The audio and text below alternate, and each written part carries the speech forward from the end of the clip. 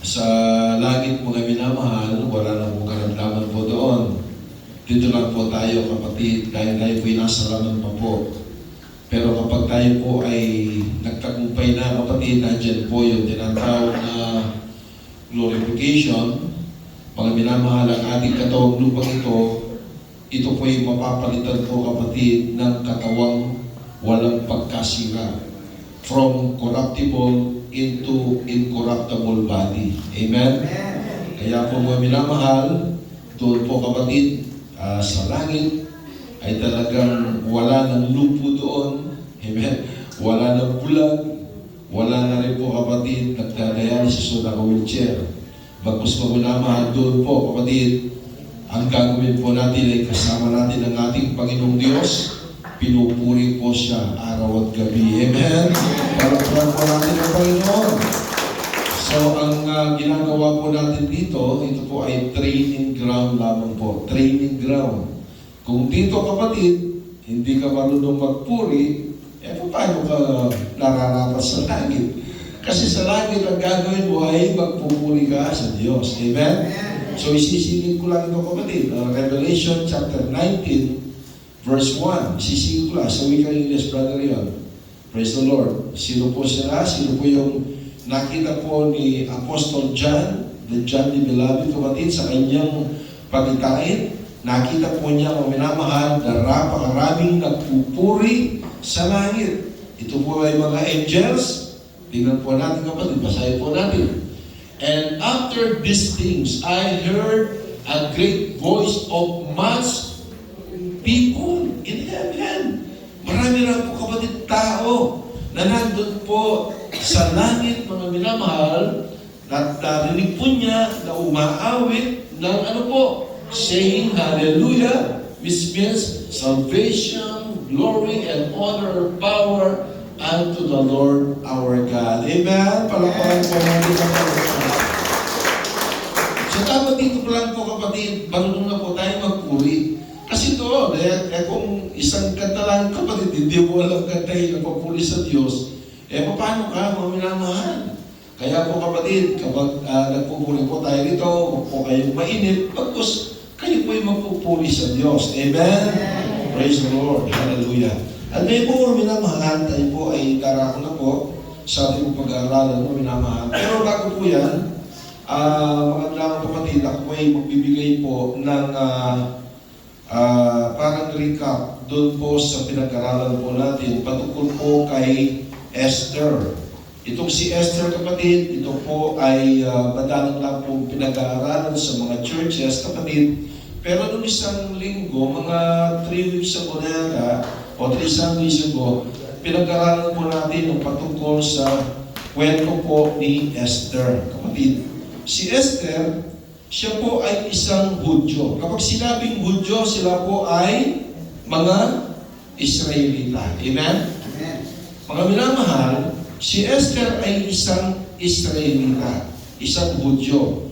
Meron po siyang tiyuhin kapatid na nag-alaga po sa kanya dahil namatay po ang mga magulang po ni Esther. So ang nag-alaga yung kanyang tito na si Mordecai.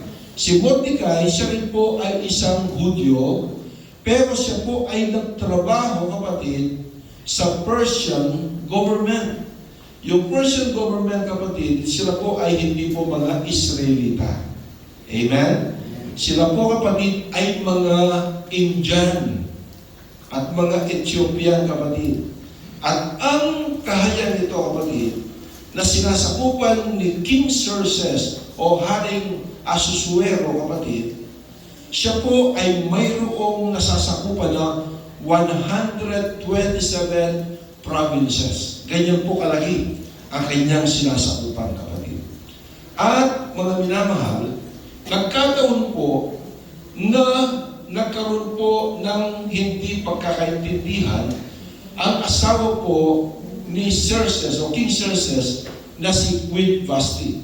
Dahil pinatawag po ni King Xerxes yung kanyang asawa dahil pinagmamalaki po niya sa kanyang mga bisita na meron siyang magandang asawa na pangalan po niya ay Vashti.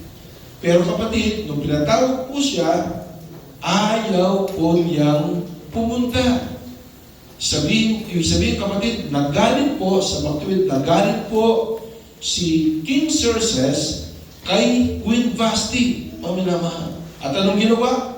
Dahil masama ang hari nito, wala po siyang pakundangan, wala siyang pasensya, mga minamahal, ang ginawa niya, pinalayas itong si Queen Vashti.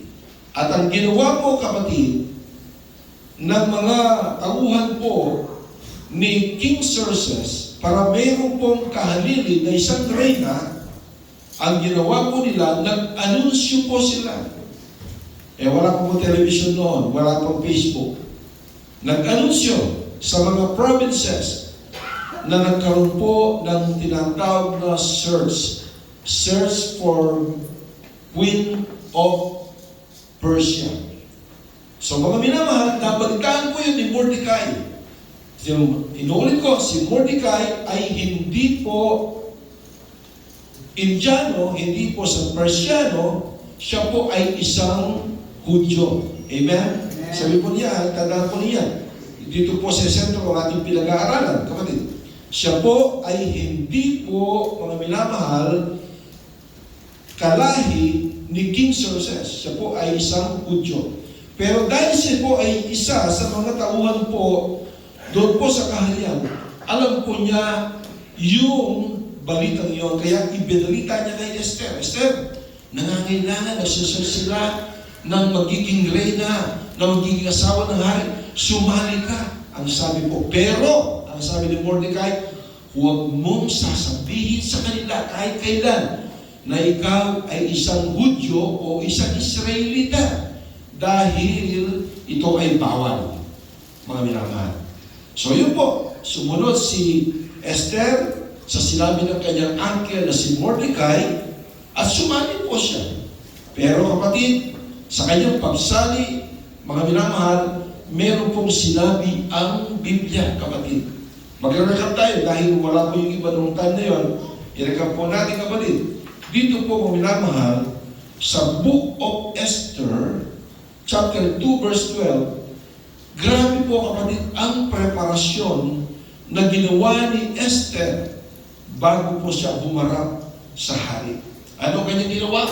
Nang dumating na ang panahon na ang bawat dalaga ay makapasok kay Haring Ahasuerus pagkatapos ng 12 buwan, 1 year kapatid, sa ilalim ng pamamalakad para sa mga babae, yamang ganito ang nakaguling panahon para sa kanilang pagpapaganda. Sa mga tuwid ay 6 na buwan, 6 months, na may langis na mira. Nagbababad po siya 6 months, kapatid, sa oil of myrrh, upang yung mga tagyawan po niya, kung mayroon pa siyang buni, kapatid, o mayroon po siyang kuriko, mga minamahal, ito po ay mawawala. At pagkatapos doon, 6 months na naman, another 6 months, na sila po ay nagbabad sa may pabango at nagpapaganda para sa mga babae. Mga minamahal, tingnan po niyo. Bago humarap si Esther kay King Xerxes, dahil meron na pong search, kapatid, nagkukuha sila ng reyna, pipili po sila sa mga kababaihan, kapatid, grabe ang preparasyon na ginawa ni Esther. 6 months na siya nagbababad sa oil of myrrh at 6 months siya po'y nagbababad sa mga pabango. Upang, kapatid, pag nakita siya ng hari, malulugod sa kanya ang hari. At ito nga po ay nangyari, kapatid. But this time, kapatid, dudugtungan po natin ang kwentong ito, na minamahal, na ating pong i-discuss the importance of fasting. Dahil nagkaroon ng problema si Esther. Nagkaroon ng problema si Mordecai sa loob po ng kaharian. Pero ang kanilang ginawa, kapatid, ay ito'y kalugod-lugod sa ating Diyos Ama na sa kanila sila ay dumalangin, sila ay nag-fasting, para pakinggan at makita ng Diyos ang kanilang problema at magkaroon ng kalutasan. Kung ating ito'y babasahin, kapatid, at mamaya babalikan na lang po natin, mga minamahal, anong sabi po dito, kapatid, sa Esther 4:16 up to 17, mga minamahal, dito po tayo kukuha ng ating pong topic. Dahil naipangako ko po last week na itatabing po natin about fasting o pag-aayuno. Anong sabi po dito, kapatid? Ikaw ay bumayo. Nag-utos po, kapatid. Nag-utos si Queen Esther. Reyna na po siya rito. Inutusan ng kanyang uncle na si Mordecai upang sabihan lahat ng mga Hudyo sa loob po, kapatid, ng nasasakupan ni Haring Xerxes dahil sila ipapatayin. Dahil nakaroon nga ng problema. Mamaya pag-aaralan po natin yan. Ang sabi po ni Esther, ikaw ay humayo, tipunin mo ang lahat na Hudyo na matatagpuan sa Susa City, ito siyudad, at ipag-ayuno ninyo ako. Mag-fasting kayo para sa akin, ang sabi ni Esther. Huwag kayong kumain o uminom man sa loob ng 3 araw, 3 days. Mag-aayuno, hindi kakain, hindi iinom ng tubig, gabi o araw. Ako at ang aking mga babaeng alalay ay mag-aayuno rin gaya ninyo. Pagkatapos ay pupunta ko sa hari, bagaman labag sa batas, at kung ako'y mamamatay, ay mamamatay. So nag-utos na po itong si Reyna Esther sa kanyang tiyuhin na si Mordecai, na sabihan lahat ng mga Hudyo. Bakit, kapatid? Mamaya babalikan po natin yan. Ano kaya ang reason? Bakit nagkaroon ng problema itong si Esther, kapatid? Babasahin natin at pag-aaralan natin ito, kapatid. Mga minamahal, una sa lahat, tandaan po ninyo, hindi po alam ng kaharian ng buong Persia na si Esther ay isang Israelita. Kapag nalaman po nila yon, kapatid, sila ay pwedeng patayin o bitayin. Anong nangyari, kapatid? Dito po sa Esther, chapter 3, verses 1 up to 6, ito po ang dahilan. Sa kanyang kaharian, sa kaharian ni King Xerxes, meron po mga prinsipe. May mga prince, kapatid. Itong si Aman, siya po ang pinakamataas sa lahat ng mga prinsipe. At siya ang pinakakanang kamay ng Haring Ahasuero, kapatid.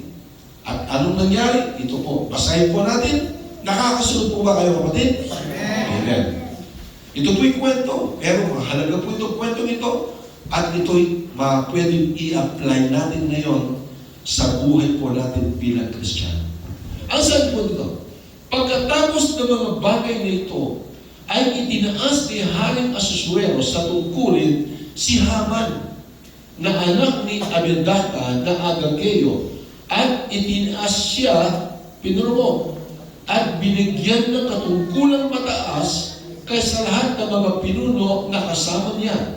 At lahat ng mga lingkod ng hari na nasa pintuan ng hari ay yumukod at nagbigay galang kay Haman sapagkat inuutos na gayon ng hari tungkol sa kanya. Ngunit si Mordecai ay hindi yumukod. Ito kasalanan ni Mordecai. Dahil, kapatid, kanang kamay ito ng hari, dapat siyang galangin. Amen. Lahat daw, kapatid, ng madaanan po ni Haman, lahat daw po, kapatid, ng mga tao ay nagbibigay paggalang o yumuyuko, sumasaludo kay Haman, kapatid. Pero itong si Mordecai ay hindi niya ginawa. Hindi siya lumukod, ang sabi po. Ngunit si Mordecai ay hindi yumukot o gumalang man sa kanya. Nang magkagayoy sinabi kay Mordecai na mga lingkod ng hari na nasa pinto ng hari, bakit po sinusuway ang utos ng hari? Yun ang tanong kay Mordecai.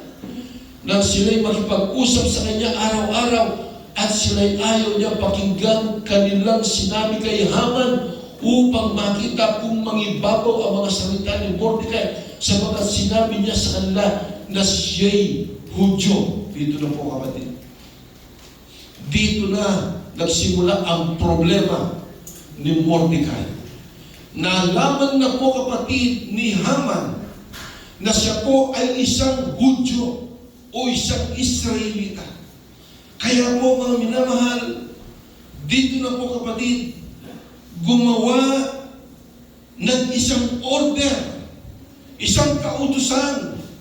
Itong si Haman, na lahat po ng mga Hudyo sa loob ng nasasakupan ni Haring Ahasuero ay papatayin lahat. Ito na ang problema. Kung ating magbabasa, Brother Yon, dito po sa Esther chapter 3 verse 13 up to 15 kapatid. Nag-jump lang po tayo. Ang sabi po dito, ipinadala ang mga sulat sa magitan ng mga sugo sa lahat ng mga lalawigan ng hari. Yung order na Haman.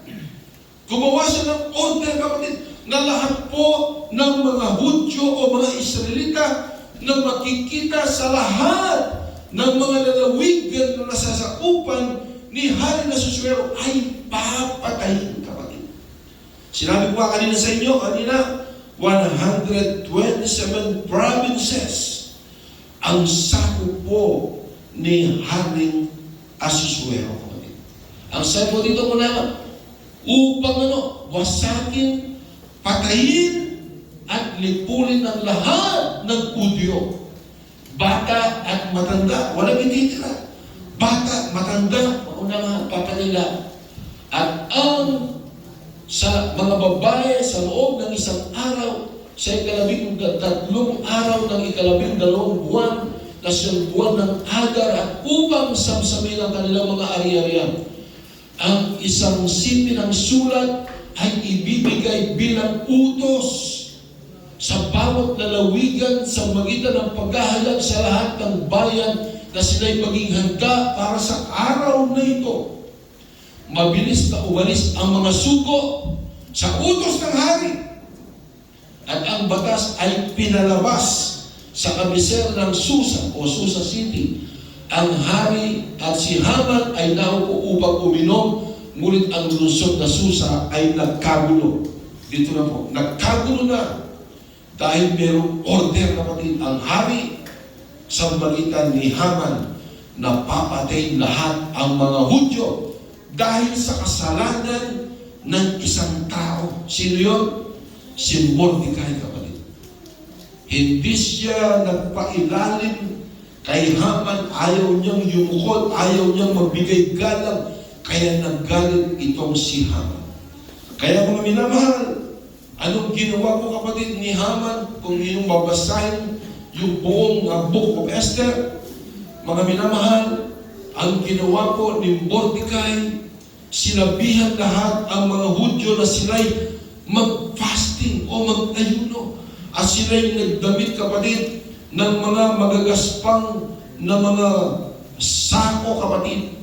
Parang ipinapakita nila na pinahirapan nila kanilang sarili kapatid upang maawa sa kanila ang Diyos, mga minamahal.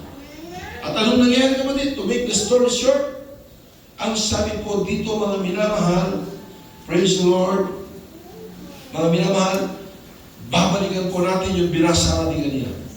Pinatawag ni Esther yung kanyang tito na si Mordecai sa magitan ng katiwala po niya. Yun ay parang meron siyang trusted kapatid. sabihan mo si Mordecai, ganun. Parang mensahe lang, kapatid, parang inililipat lang yung kung ano sinabi ni Esther, ililipat kay Mordecai, kung ano sinabi ni Mordecai, ililipat kay Esther, kapatid.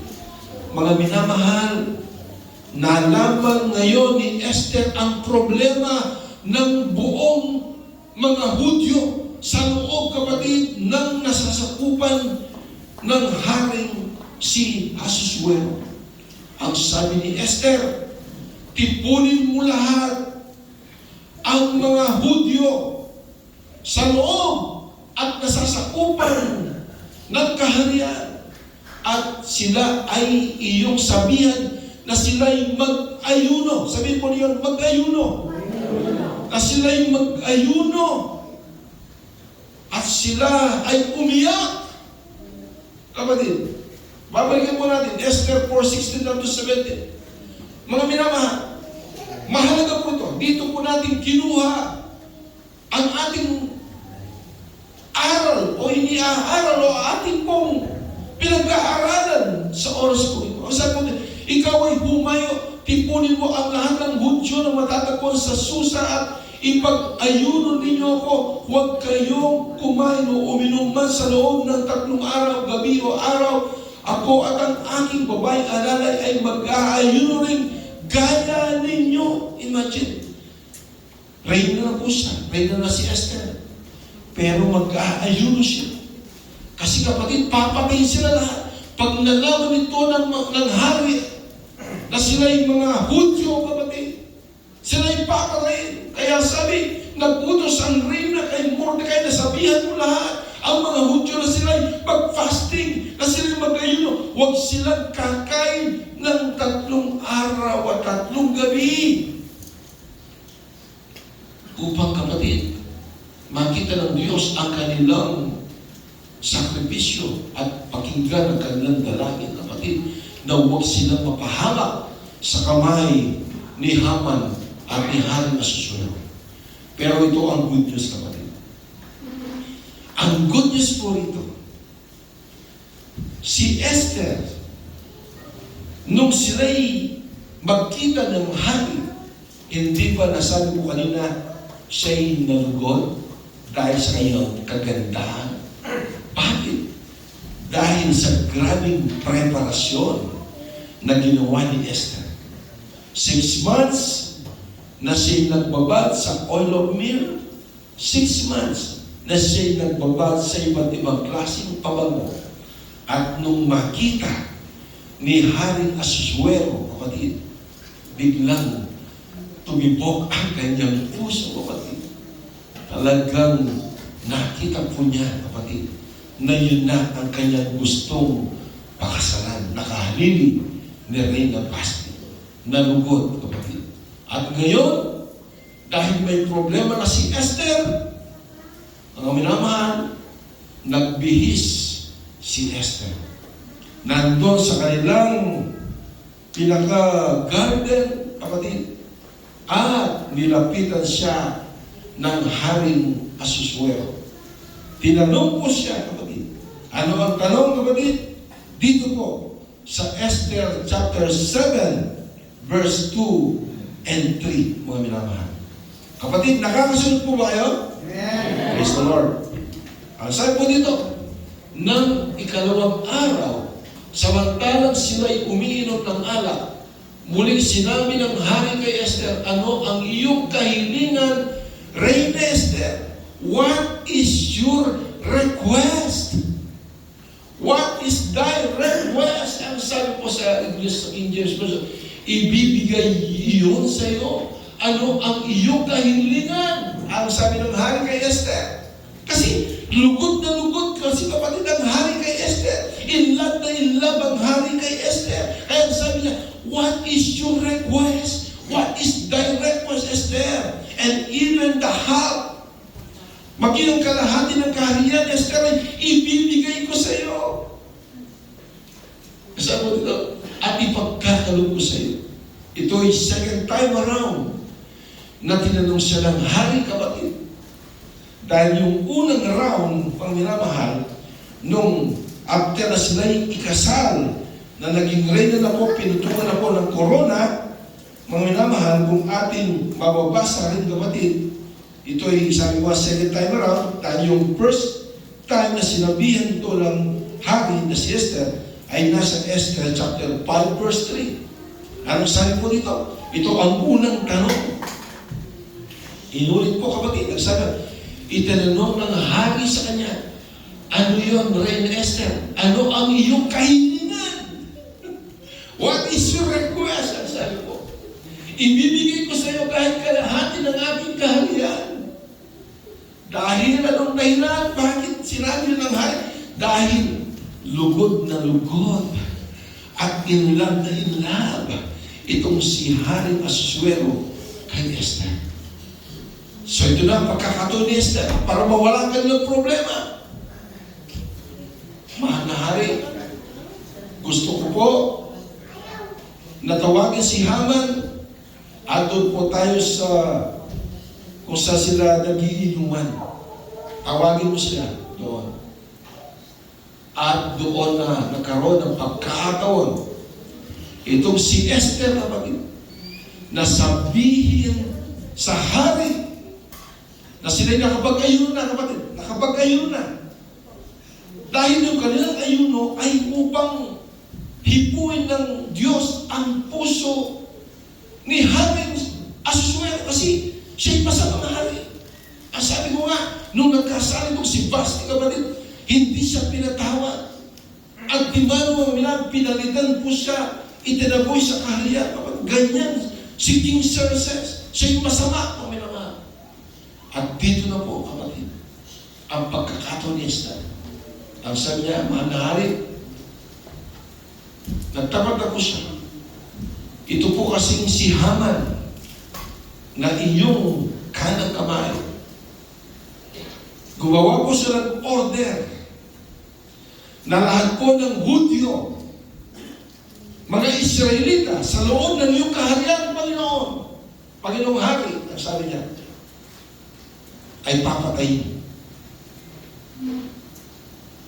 Nagtapat po siya. Ngayon, sabi niya, ako po'y isang Hudyo, ang sabi niya. Nagkapag po si Esther. Ako po'y isang Israelita. Ano po niyong nangyari, kapatid? Dahil if the king is pleased, the king will perform. Amen? Amen. If God is pleased, God will perform. Amen? Amen. So ang sabi ko kapatid, mahal na hari, ako po ay isang Hudyo, ako po ay isang Israelita, Panginoon. Pero gumawa ng order itong si Haman, Panginoon, mahal na hari, na papatayin lahat ng Hudyo. Ano pong nangyari, kapatid?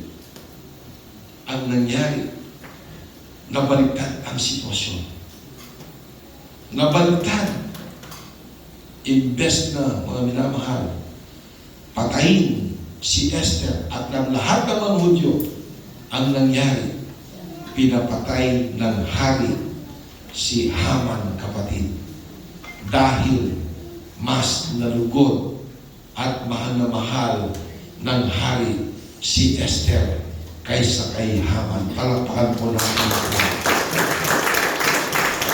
Bakit, kapatid? Bakit lugod na lugod? Dahil sumunod, kapatid, dahil nagtiis itong si Esther bago pa magkipagkita sa Haring Asuero. Nandiyan na ang kanyang pagsasaga. Nandiyan na, kapatid, ang kanyang pagtitiis. Imagine, 1 year, kapatid, na siya po ay nagtsitsaga, nagtitiis sa kanyang ginagawa bago siya magkipagkita sa hari, mga minama. Kaya nung makita siya ng hari, first time, kapatid, na please kagad ang hari. Kahit ang sabi ng hari, tinatanong po niya, Esther, what is your request?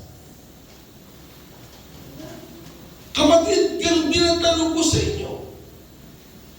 Kung ang hari ng mga hari, walang iba kundi ating Panginoong Jesucristo, ay mapiplis at siyang mapapaluburan. Mga minamahal, meron din siyang tanong sa mga sandaling ito sa atin, Mads,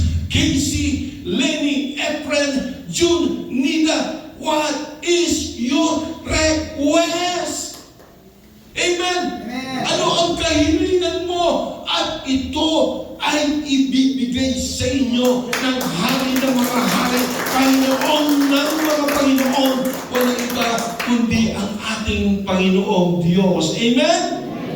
Kung ang hari nito na si King Xerxes, siya po kapatid ay masamang hari, pero dahil siya inalugod kay Esther, mga minamahal, nung nagkaroon ng problema itong si Esther, tinanong siya ng hari, Esther, what is your request? Mahirap man na gawin ng hari, ginawa ito ng hari, kapatid. Supposedly, papatayin lahat ang mga Hudyo doon, kapatid. Pero, because of the request of Esther, kapatid, mga minamahal, binaligtad ng hari ang kanyang order. Imbes na patayin ng mga Hudyo, si Haman, siya ang pinatay dahil siya'y kalaban ng mga Hudyo, kalaban ni Mordecai. Amen? Palakpakan po natin ang Panginoon. So kapatid, going back to our topic, what is the importance of fasting? Dito mo naman, bago hinarap po ni Esther ang hari, sila po'y nanalangin. 3 days and 3 nights, hindi po sila kumain, kapatid. Imagine that. 3 days and 3 nights. Walang tubig, walang pagkain, kapatid. Walang Jollibee, amen. Walang kanin, walang bulalo, kapatid. Wala lahat. Hindi sila tumikim ng pagkain, kapatid. Dahil ibig sabihin ng fasting, abstaining from food. Hindi ka kakain, kapatid. Yun, kapatid, ay isang pamamaraan ng pakikipag-ugnayan mo sa Diyos upang pakinggan ka ng ating Panginoon. Amen? Nabuga si praise the Lord. Kaya po, minamahal, dito, pinapakita mga minamahal na napakalaga po ng fasting. Ang mga Israelita, si Esther, kapatid, si Reina, bagamat si Reina na, pero si po'y nag-fasting. 3 days and 3 nights dahil nagkaroon siya ng problema. Kaya sa atin po, kapatid, kung may kahilingan tayo sa Diyos, kagaya po niyan, mayroon po tayong sasagawang krusada this coming October 17 and 18, kapatid, dito sa area nito. Maalala po ninyo, kailangan po natin ng ayuno. Sino po ba, kapatid, ang pwedeng hindi kumain dyan ng 1 day? Magsabing amen. Amen. 2 days kaya, hindi kakain, makapagsabing amen? Wala na. 1 day kaya ba? Ako lang, kapatid, ang pinakamahabang fasting ko 1 week. Hindi ako kumain. Hindi ako kumain. Nung bago mo po ka mag-crusada sa may bayanihan part noon. Pero pwede naman, kapatid. Alam po ninyo, kahit sa bahay po kayo. Pero kapag hindi kayo, nagpapasting kayo, pero hindi mo naman ito dinededicate o pinapanalangin yung gusto mo sa Diyos, ang tawag doon ay diet. Diet lang. Kasi hindi ka kumakain. Pero kung hindi ka kumakain, at the same time, nananalangin ka sa isang purpose o isang layunin, kapatid, yan po ay pakikipag-ugnayan sa Diyos. Amen? At ang sabi ng Biblia, kapag ikaw ay nag-aayuno, magsuklay ka, maghilamos ka, at huwag mong ipakita sa mga tao na parang lugong-lugo ka na, parang pinapakita mo na nagpapasting ka. No. Kasi ang fasting, ito po ay pakikipag-ugnayan sa Diyos between you and God. Amen? So, yung mga pariseo po kasi noon, mga ano po yun, mga great pretenders, kapatid. Kapag sila yung nag-aayuno, ipinapakita nila sa mga tao na parang sila ay nagsasakripisyo. Hindi yun, kapatid. Ngayon, ano po ba ang importance? Bakit importante ang fasting? Ito po, kapatid. Babasahin po natin. Dito po sa aklat po ng Matthew, chapter 17, verses 15 up to 17, ito po, kapatid, ay totoong nangyari sa Biblia nung panahon ng ating Panginoong Jesucristo nung sa daigdig na ito. Ang sabi po dito, kapatid, nagsabi, Panginoon, mahawag ka sa aking anak na lalaki sapagkat siya'y may epilepsya. Epilepsy. Andito ba kapatid natin si Sister Nawa? Yung kahit na minsan dito lang po kapatid, mangingisay siya, mga minamahal, titiring ang mga mata, ang tawag doon ay epilepsy. Kapatid. So meron po dito sa Biblia na meron po raw po na mayroong epilepsya at lubhang nahihirapan na sapagkat madalas siyang bumabagsak sa apoy at sa tubig. Dinala ko siya sa iyong mga alagad, ang sabi ko ng tao nito sa Panginoon, kausap niya ang Panginoon. Dinala ko siya sa inyong mga alagad, ngunit siya'y hindi nila mapagaling. Nagsubok ito. Panginoon, dinala ko ang aking anak sa iyong mga alagad, pero hindi mapagaling. Sunod, sumagot si Jesus. Anong sabi ng Panginoon? O lahing walang pananampalataya. O faithless generation. Mga lahing walang pananampalataya, sabi ng Panginoon. At napakasama. Hanggang kailan ko kayo makakasama? Gaano katagal akong magtitiis sa inyo? How long shall I suffer you? Ang sabi ng ating Panginoon. Dalhin ninyo siya rito. Dalhin ninyo rito yung may sakit na epilepsy. At anong ginawa ng Panginoong Jesus? Ito po. Sinaway ni Jesus ang demonyo. Demonyo pala yun, kapatid. Yung palang nagbibigay karamdaman na yun, yung epilepsy, kapatid, ito pala yung demonyo. So, ibig sabihin, yung may karamdaman po niya, kagaya ng cancer, demonyo pala yun. Demonyo ng cancer. Kaya, minsan nagre-review ko rito, kapatid, demonyo ng cancer, demonyo ng leukemia, TB, diabetes. Mga demonyo pala yan, kapatid, na nagbibigay karamdaman sa tao. Kagaya ni Ate Lene, nagdadialysis sa meron sa sakit sa bato, kapatid, yan nagawa ng demonyo, ang minamahal. Pero sabi po, kapatid, sinaway ni Jesus ang demonyo. Baka sabihin, kapatid, na hindi mo posesyon. May epilepsy po siya, kapatid. At lumabas ito sa bata. Gumaling ang bata ng oras din yaon. Amen. Amen. Kasi sinaway ng Panginoon yung demonyo. Ang sabi siguro ng Panginoon, demonyo ng epilepsya, lumayas ka. Sinaway yun ng Panginoon at lumayas, kapatid. At gumaling siya sa oras din yaon. At ano po, kapatid? Pagkatapos ay lumapit ng sarilinan. Sarilinan. Parang natin ito, Panginoon, mga alagad ay lumapit. Lord, anong ginawa mo? Bakit ka? Ganun. Pagkatapos ay lumapit ng sarilinan, ang mga alagad kay Jesus at sinabi nila, bakit hindi namin yun mapalayas? Nagtanong sila sa Panginoon, bakit hindi namin sila mapalayas? Yung demonyo, yung karamdaman yun, bakit hindi namin mapalayas? Ginagamit naman namin ang iyong pangalan. Pero bakit hindi namin mapalayas? Ang sabi nila. Ano sabi ng Panginoon? Sinabi niya sa kanila, dahil maliit ang inyong pananampalataya. Sapagkat katotohanan sinasabi ko sa inyo, kung mayroon kayong pananampalataya na kasing laki ng bukid ng binihin ng mustasa, sabihin niyo sa bundok na ito, lumipat karoon mula rito at ito'y nilipat at sa inyo ay walang hindi maaaring mangyari. Ngunit ang ganito'y hindi lumalabas kundi sa pamamagitan ng panalangin na pagkain. So dito para tayo nakakapag-obtain, nakakapag-earn, kapatid, ng power sa fasting and prayer and fasting, kapatid. Dito pala. Ito pala ang kulang, kapatid. Kaya po pala ang mga alagad, pinapanalangin talaga yung epileptic na yun, kapatid, pero hindi gumagaling. Pero ang Panginoon, isang lang po, sinaway yung demonyo na nandun sa, nagbibigay ng karamdaman sa bata, kapatid.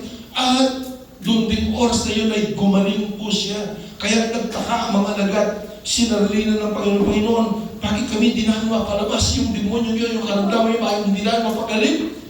dahil sa inyong maliit na pananampalataya, sabi ng Panginoon. Pero sabi ng ating Panginoon, magkaroon lang kayo ng pananampalataya na kasaliki ng buto ng mustasa at sabihin ninyo sa bundok na ito, nalilipat doon at ito'y mapapalipat. Baka mayroong pilosopo dyan. Isipin nga, Brother Noel, kung may pananampalataya kayo, sabihin mo nga sa bundok Karayan, nalilipas siya ron, magagawa mo kaya? Hindi yun literal, kapatid. Ang sinasabi po nito ng ating Panginoon na kung magkaroon po tayo ng pananampalataya sa ating Diyos na buhay, mga minamahal, haleluya, anuman ang bagay na yan, gabundok man yan na karamdaman, gabundok man yan ng problema at ng suliranin, kapatid, haleluya, kung may pananampalataya ka sa ating Panginoong Diyos, mga minamahal, walang imposible, mapapalipat yun sa natin. Dahil sa iyong pananampalataya. Amen? Amen. Dahil mga minamahal, ang Diyos din ang magbibigay ng pananampalataya sa atin. Siya rin, kapatid, ang magbibigay. Hindi naman yung magbubuwas sa atin. Anong gagawin pa? Ipanalangin po natin sa Diyos na bigyan tayo ng kahit maliit lamang na pananampalataya. Amen? Ito'y pananampalataya na galing sa Diyos. Hindi mo mamahal, hallelujah, makukuha yan by your own effort. Amen? Yung effort mo lang ay magkayuno ka sa Diyos. Amen po ba? Manalangin sa Panginoon. Kaya sabi ko, kapatid, Panginoon, bakit kami hindi po namin magawa? Bakit hindi namin mapalabas? Pero ikaw ay napalabas mo yung demonyo na epilepsiya sa batang ito. Ang sagot ng Panginoon, dahil sa inyong kakulungan. But, hindi ninyo magagawa ito, ang sabi ng Panginoon, without prayer and fasting. Amen? Ganyan kahalaga ang fasting. Kaya every time kami na may gawain, kapatid, siyempre, ako po ang pastor po ninyo, kailangan sabihin ko ito para maging example kami sa inyo. Every time na magkaroon tayo ng gawain, walang kumakain po sa amin. Kahit kape, wala, kapatid. Kahit kayo, kapatid, dapat mga ginagamit ng Panginoon, huwag po kayong magkakape, huwag kayong magkaalusal. Hindi bali, kapatid, natapusin mo ang gawain kung kakumain mo na mahal. Hallelujah, ito ay isang maliit na sakripisyo para sa gawain ng ating Panginoon. Amen? Everyone say, praise the Lord. At dito na po, kapatid, uling na po ito, mga mahal, dahil nakabukulang po tayo ng oras. Dito po, kapatid, si Jonah, siya po isang minor prophet. Inutusan din siya ng ating Panginoon na pumunta siya sa Nineveh upang bigyan ng babala ang mga tao doon, kapatid, na sa loob po ng 40 days, gugunawin ng Diyos ang Nineveh, kapatid. Gugunawin. Ibig sabihin, sisirain ng Diyos ang Nineveh dahil yung kasalanan ng mga Nineveh, mga tao doon, ay umabot na sa paningin ng Diyos. Anong nangyari? O Jonah, chapter 3. Patuloy yung basa. Basahin po natin, kapatid. Anong ginawa? Anong sinabi po niya? Ang sabi po ni Jonah, ang salita ng Panginoon ay dumating kay Jonas sa ikalawang pagkakataon na nagsasabi, bumangon ka, pumaroon ka sa Nineveh, sa malaking lungsod na iyon, at ipangaral mo ang pangaral na aking sinabi sa iyo. Sa gayoy bumangon si Jonas at pumunta sa Nineveh. Ayon sa salita ng Panginoon, ang Nineveh ay isang napakalaking lungsod na 3 araw na bagtasin ng luwang. Sabi kapatid, 3 days talagang kung magka-travel ka, 3 days bago mo matapos. Kung naman, unlike yung Guam, galing ako ng Guam, isang araw na naman. Isang araw na kaya mo tapusin yung Guam. Kung naman, nagpasimulang pumasok si Jonah sa lungsod na may isang araw na lakarin ang layo at siya'y sumigaw. Anong sigaw ni Jonas? Ang sabi niya, 40 araw pa at ang Nineveh ay mawawasak, ang sabi po niya. Dahil si propeta, inutusan siya ng Panginoon, kapatid, na siya pumunta roon at bigyan ng babala ang mga Ninevites, ang mga Ninive, kapatid, na sila po ang minamalayan, at ang mamamayan ng Ninive ay sumampalataya sa Diyos. Kasi kapatid, ang Ninive, at hindi ka sa mga ulo, sila po minamahal ay ayaw maglingkod sa Diyos, mga minamahal, pero dito kapatid, dahil alam nila, kilala nila itong sugo ng Panginoon na si Jonas, si propeta ng Panginoon, anong nangyari kapatid? Sila'y sumampalataya sa Diyos, sila'y nagpahayag ng ayuno. Sila po kapatid, itong hari nito, siya rin ay naggumawa ng order na mag-ayuno ang buong Ninive at nagsuot ng damit sako mula sa pinakadakila sa kanila hanggang sa pinakahamak sa kanila. Magmula sa pinakadakila, ibig sabihin, walang exempted sa kanila. Even the king, yung mga katiwala ng hari, kapatid, yung mga kanang kamay po niya, yung mga mayayaman, walang accepted po rito. Maging ang mga hama, walang accepted. Ibig sabihin, silang lahat, kapatid, ay dapat magkaayuno upang sila'y kahabagan ng Diyos, upang hindi wasakin ng Panginoon ang Ninive dahil sa kanyang galit, sa galit ng Panginoon, kapatid. Mga minamahal, at dito po, maging ang mga alagang hayop. Mga alagang hayop, hindi rin po sila pinakain. Sabi po, nang ang balita ay dumating sa hari ng Ninive, siya'y tumindig sa kanyang trono. Hinubad niya ang kanyang balaban, yung kanyang pagkahari, kapatid. Kaya itong hinubad, nagbalo siya ng damit sako. Pero ibig sabihin itong saknot na itong brother yun Bisan iyaran mo nga to. Ito kapatid, parang ito yung magaspang na sinusok kapatid, talagang parang, siyempre makati mo na minamahal. Amen? Hindi ka mapalagay, ibig sabihin hindi ka komportable sa iyong katawan. Hindi ka komportable sa buhay mo, kapatid. Ano nangyari kapatid? At naupo sa mga abo, gumawa siya ng pahayag. Anong pahayag nito? Ito yung order. Gumawa ng order yung hari at ipinalithala sa buong Ninive. Ipinalithala. Ibig sabihin, sinabi at nag-post kapatid ng mga impormasyon sa lahat ng mga lugar na pwedeng mabasa, kapatid.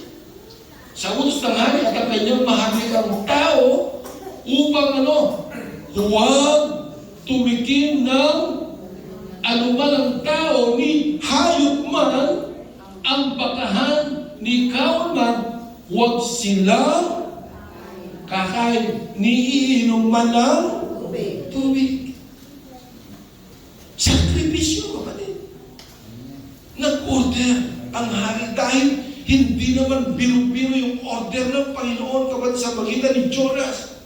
Kaya po minamahal, kundi nagbalot ng damit sakong tao at hayop at dumaing siya ng parang wala lang.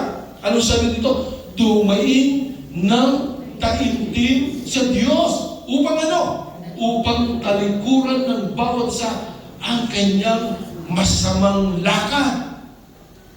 Ibig sabihin kapatid, yung kanilang masamang pagkatao, yung kanilang masamang ginagawa, upang talikuran po nila kapatid, magkayuno sila, magsisi sila sa ating Panginoong Diyos, mga minamahal, at ang karahasan na nasa kanilang mga kamay. Sino ang nakakalam? Maaaring umatras at magbago ng isip ang Diyos, ang sabi po niya. Maaaring baka kung desidido ang ating Panginoon ang sabi ng hari, kapatid, baka magbago ang kanyang isip. Ang sabi po kapatid ng ilan, hindi raw nagbabago ang isip ng Diyos.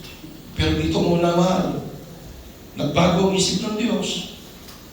Maging kay Hari Hezekiah, isisingin ko lang, si Hari Hezekiah, siya ay sinabihan ng Panginoon na mamamatay na siya.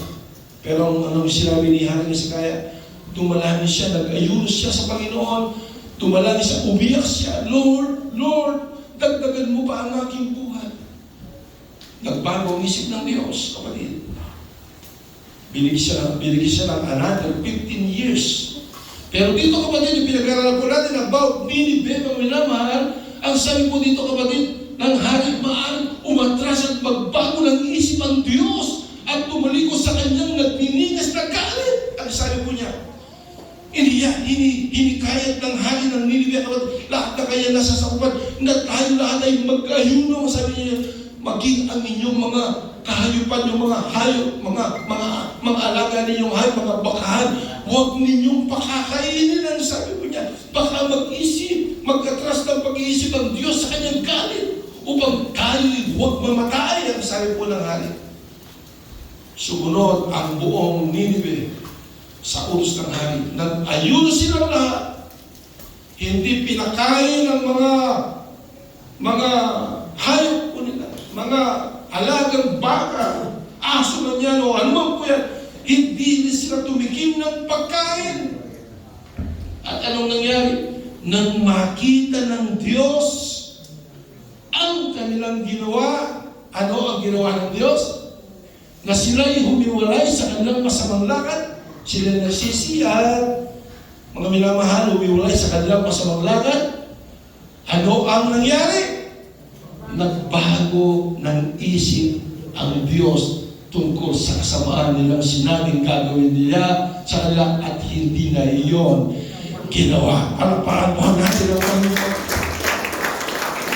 Imagine ko din, supposedly mawawasak na ang Nineveh, pero dahil nagsumamo sila, kapatid, nagsabi ng Biblia, sila'y nanalangin ng daigdig, sila'y nag-ayuno, hindi tumikim ng pagkain, hindi tumikim ng tubig, kapatid. Ang sabi na hoping na sila po ay umaasa na magbago ang isip ng Diyos, na tayo huwag nang patayin ang sabi ng hari, kapatid. At ang good news, nagbago ang isip ng Diyos. Sila'y pinatawad ng ating Panginoon.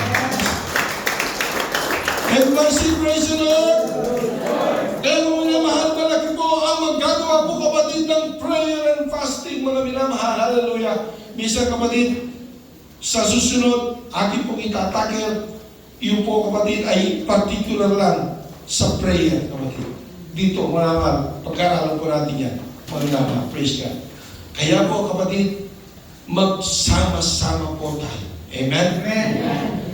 Tayo po ay mag-unite, magkaisa sa pagkaayuno sa panalangin. Bago po tayo mag-krusada.